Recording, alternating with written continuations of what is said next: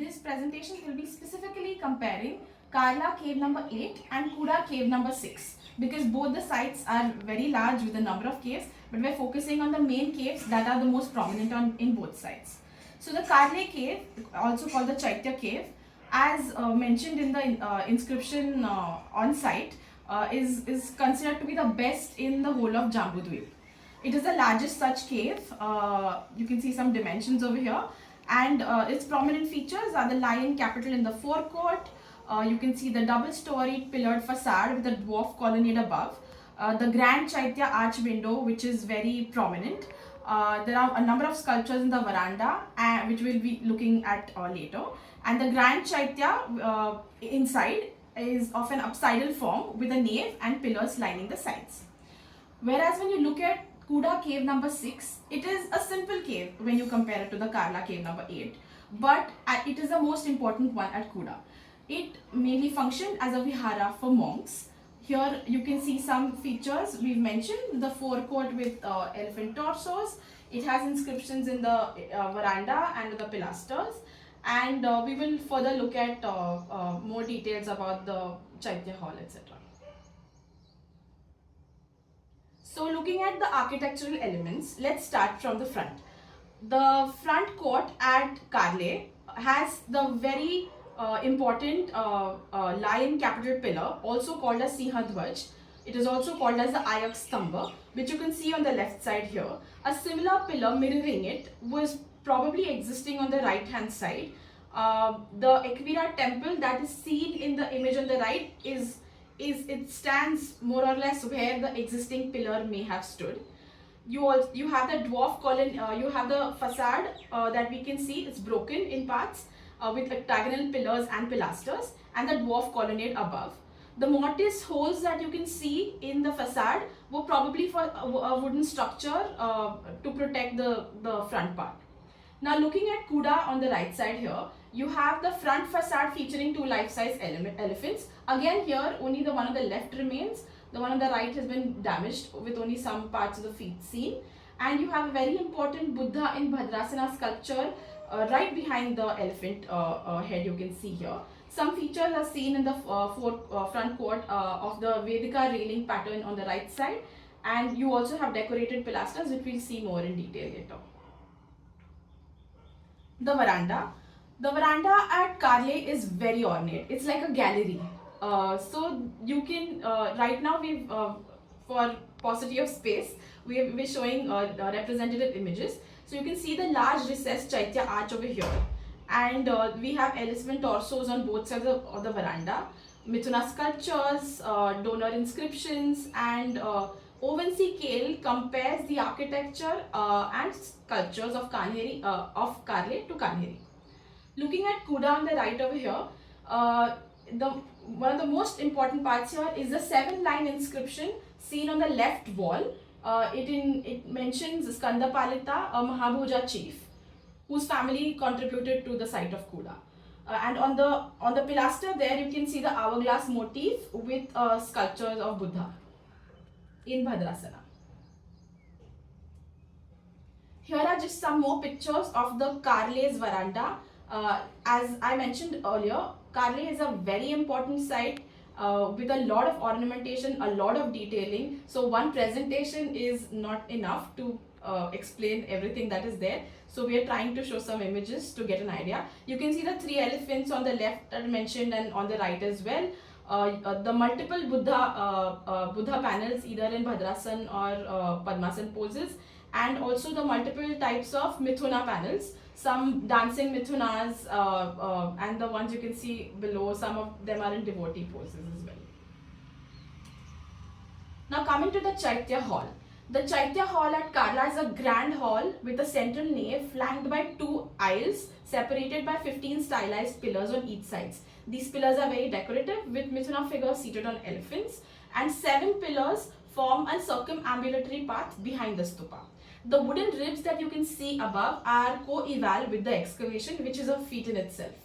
Cave number 3 at Kanheri and Ajanta cave number 26 are considered to be direct copies of the Karla cave number 8. While on the right side, you can see the Chaitya Hall of Kuda. It's very simple with a flat low ceiling contrasting with Karle, and it functions as a dual purpose cave according to Walter Spink. We also have Mithuna couples here and some low relief on the parapet. We will again look at these sculptures in detail. Both of these Chaityas are of the Stupa Chaitya type. Now talking a bit about the pillars, this is a lion pillar that we looked at a bit before, also called as Ayak Stamba. It's supposed to have often topped, the Ayak Stamba is often topped with a wheel, but we don't see any remains. A sketch of it by Percy Brown in 1956 does show the wheel. This tradition of a lion pillar continues from the Mauryan period, and the pillar has a very important inscription crediting Agnimatrika. Looking at the other pillars within the Chaitya, there are 30 stone pillars, 15 on each side. The capital is topped with the Mithuna sculptures, kneeling on elephants, and they're dressed in an attire which indicates some foreign influence. There are 7 plain octagonal pillars which are behind the stupa, forming a circumambulatory path. The pillars many of the pillars bear inscriptions. And there are also some early motifs seen on the 8th pillar on the right side. The pillar structure can be seen as in the image: a base of a pot, stepped pyramid, octagonal shaft, a capital of an inverted lotus pot, a disc amalaka neck, and an inverted stepped pyramid topped by the Mithuna dorseret that I explained before. There are also 4 transverse pillars at the cave entrance which run parallel to the front wall, which have Devanagari inscriptions. Now when you contrast that with Kuda, they don't have too many pillars. They have plain octagonal pillars in the veranda and in the Chaitya, and the pilasters have the motif that is commonly seen, the hourglass motif. The pilasters in the veranda have Buddha sculptures within it. Here they are plain. Coming to the stupa at Karla is a smooth dome. You can see all the features of the stupa in the one at Karla, whereas the one at Kuda on the right is fairly simple. Paintings. So the image that you see of Buddha on the left is actually on a pillar at Karle. So although not many paintings remain, but this is an indicator that many of the pillars may be painted. You do see some remnants of paint in the wooden ribs above, which have some spots, as you can see on the right side. So we can assume that there may have been paintings there. There has been significant research done on the plaster layers at Karle, and that show Carya arborea fibers have been used there. The Kuda cave number 6 ceiling shows some remnants of the plaster, indicating that there may have been paintings there as well, which are now lost. Talking about the iconography, the elephant motif, the elephant iconography is seen repeatedly in Buddhist architecture. Similarly, you can see it even at Karla and Kuda. The elephants are greeting the entrance. So at Karla, you have 3 elephants on each side, their torso and the legs carved. And on the right side at Kuda, you can see the slightly enlarged life-size elephant figure. Talking about the Mithunas, as I mentioned before, the veranda has a gallery of Mithunas, 8 finely carved Mithuna panels with a lot of detailing in their drapery, their jewelry, and 2 of the Mithuna panels that are on the front wall inside the veranda. They are very simple in nature, but the most of the others are very detailed. On the right side, you can see at Kuda, you see only 2 Mithuna panels, which are comparative to Karle, but they differ stylistically in the headgear that is worn by the women, as you can see in the image. Here we have some more images, especially of the Mithunas for comparison. You can see differences in the headgear structure.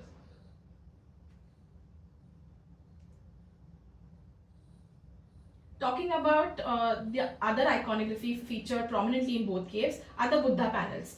At Karle, you have 13 panels of Buddha in Bhadrasana and Padmasana poses, and there are a number of them carved. Some of them are carved after like the Vedika railing that existed before. In the later period, Buddha panels have been carved into it. And on the right side at Kuda, you can see On both sides of the wall, in the main Chaitya hall, you can see two large Buddha panels with smaller votive Buddhas carved into it. So it's like a mosaic, it's like a composition of Buddhas. They also have inscriptions in them. Now talking a bit about the epigraphy, the pillars at Karle are very extraordinary because they highlight not just, they are a representation of the sculptural, the epigraphy and all the art form in one structure, because they, as you can see, you have almost every pillar has an inscription. And the ones at Kuda are the inscriptions at Kuda are fewer, though you can see one large inscription on the left side wall of the veranda. The lettering you can see is more rounded and rounded form. Here you can see some of the inscriptions within the sculptures on the pilasters as well. These inscriptions mention donations by monks, Yavanas, Satavahanas and Kshatrapas at Karle, and we will talk a bit more about the inscriptions too later. So just talking a little bit about the socio-economic and political history.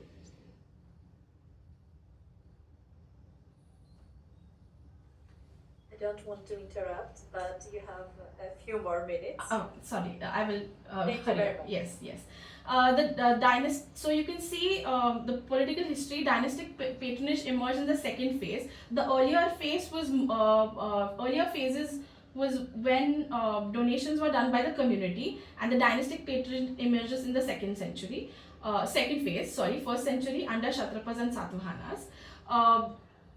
Kshatrapa rulers like Nahapan and Satavahanas Pulumai inscriptions and donations are seen at Karle. You can see the shifting power between Satavahanas and Kshatrapas.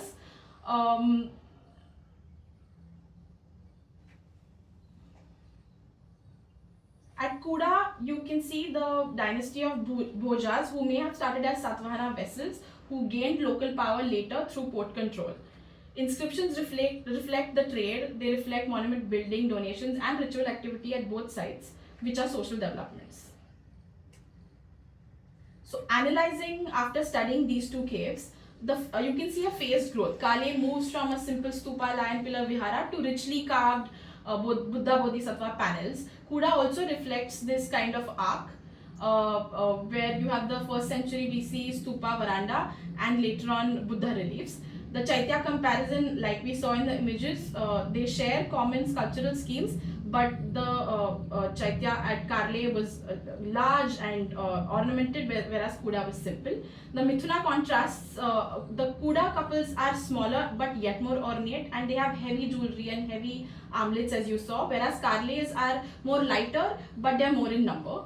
There is very interesting shared donor link. The nun Asad Mita can be seen as a donor at both sides, at both Kuda and Karle. The epigraphy reveals a lot of important vocabulary such as Varulaka, Veluraka, which are the names of Karle, Jambudweep, Parivrajaka, as well as Dhenu Kakat.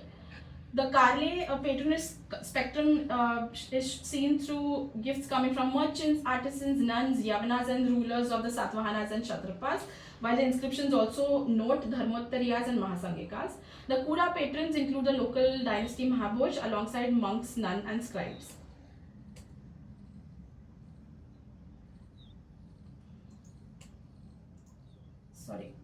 The hippocampus motif that we saw at Kuda is very important because it highlights the city's maritime Roman links and collaboration. Karle's location on a major inland trade route contrasts with Kuda's position right on the creek. The carbon dating has been done of the wooden beams at Karle, and it confirms that the construction activity was there in the early century CE. You can see some later additions, as I mentioned before, that have been done in the existing Vedika. They've been carved, Buddha panels have been carved. There are stylistic and architectural links between both. And the regional trajectory, we can say the Satkarni period marks the zenith of early art, followed by Kshatrapa phases under rulers like Nahapan and Rudradaman. You see Indo-Greek influences, and the port of Sopara fostered elaborate ornamentation, transforming these monsoon retreats into major political and economic centers. So in a conclusion, I would just like to say The reason why we have done this study is to bring more focus to a site of Kuda, which is not as explored and as studied as Karle is. Similar to how at Ajanta, the other sites in the Marathwada are studied with reference to Ajanta. Similarly, we are hoping to bring more focus to the site of Kuda. Thank you for the presentation. Thank you for listening, and apologies for the long presentation.